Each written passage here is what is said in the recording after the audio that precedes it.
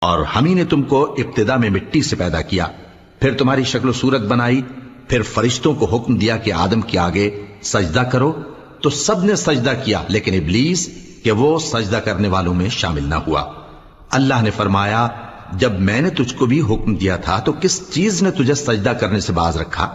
اس نے کہا کہ میں اس سے افضل ہوں، مجھے تو نے آگ سے پیدا کیا ہے اور اسے مٹی سے بنایا ہے۔ فرمایا تو بہشت سے اتر جا، تجھے شایع نہیں کہ یہاں تکبر کرے، پس نکل جا کہ تو ذلیل لوگوں میں سے ہے۔ اس نے کہا کہ مجھے اس دن تک مہلت عطا فرما جس دن لوگ قبروں سے اٹھائے جائیں گے۔ فرمایا اچھا، تجھ کو مہلت دی جاتی ہے۔